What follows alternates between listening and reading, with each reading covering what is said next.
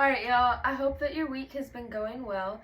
Today, I'm going to show you the difference between a well-written paragraph which responds well to a prompt versus a paragraph.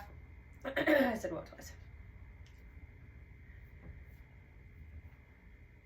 Alright, y'all, I hope that your week is going well. Today, I'm going to show you the difference between a well-written paragraph which responds to a prompt effectively versus a paragraph that's still okay, but it just doesn't fully respond to the prompt.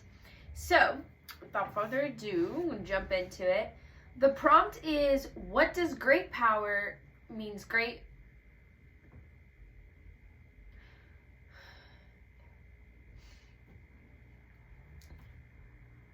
Alright, y'all, I hope your week is going well. Today, I'm going to show you the difference between two different paragraphs which both respond to a prompt, but one just is more effective in communicating its ideas and supporting them and responding directly to the prompt in an authoritative way. And the other one is on topic, but it's just a little more loose. Its support is not as strong. And yeah, so let's get into it. So the prompt I'm using is, what does great power equals great responsibility mean for the average American? So this is the first paragraph, and you can guess if you think that it is the good one or the great one, because the good one is still on topic and everything else, but it's not up to standard. Okay, so first paragraph. Responsibility is a burden. I think people aren't powerful because they're so bogged in by responsibility they never accomplish anything.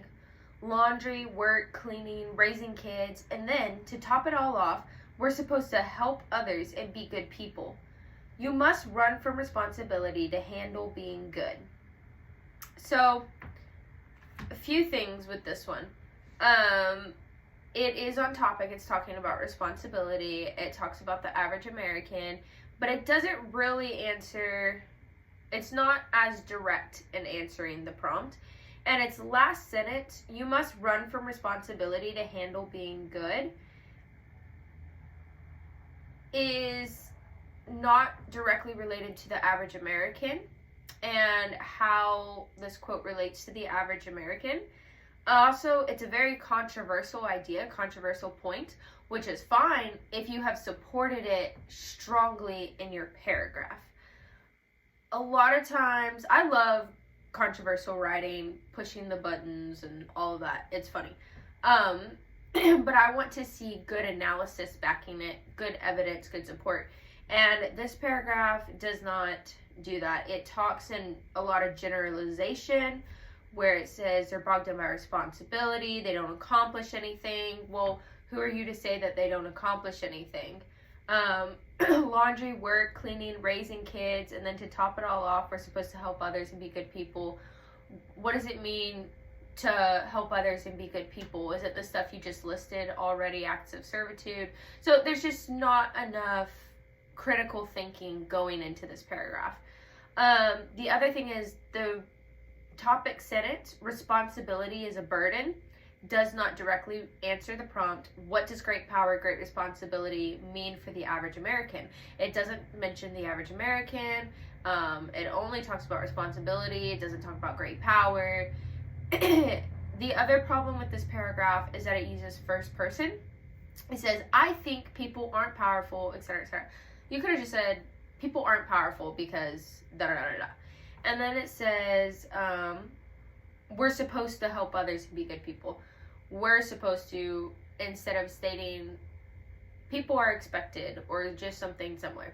So that is obviously the weaker paragraph. And here's the second one.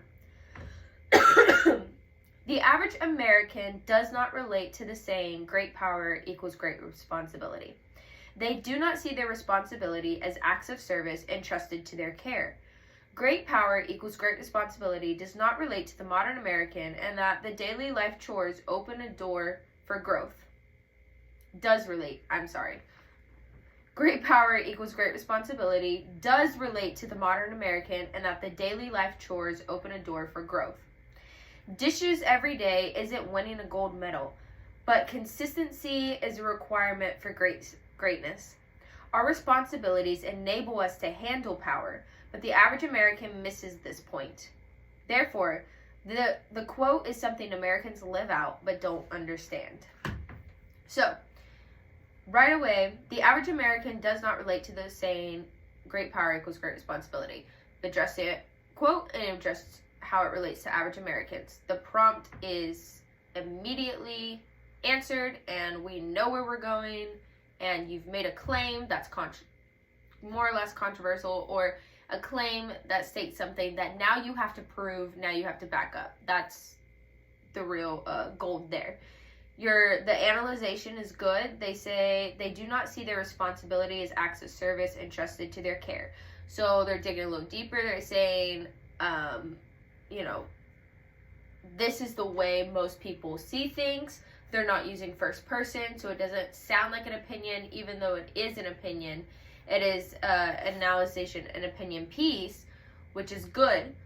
The point of writing is to share different opinions and different viewpoints on things so that you can figure out the truth. Lastly, they end with, our responsibilities enable us to handle power, but the average American misses the point. Therefore, this quote is something Americans live out but don't understand. They've explained how Americans live it out, but they don't understand it. They've answered the prompt with a sense of finality. Their concluding sentence says, this is what I was saying, I proved it with my points, and now you have no choice but to believe me. So to speak. So, anyway, that is the difference between a paragraph that effectively responds to a prompt versus one that does not. Hopefully that just helps you see how you can improve your own writing, whether it be college essays, whether it be a story, whether it be writing in high school, whatever it is. But yeah, have a blessed day.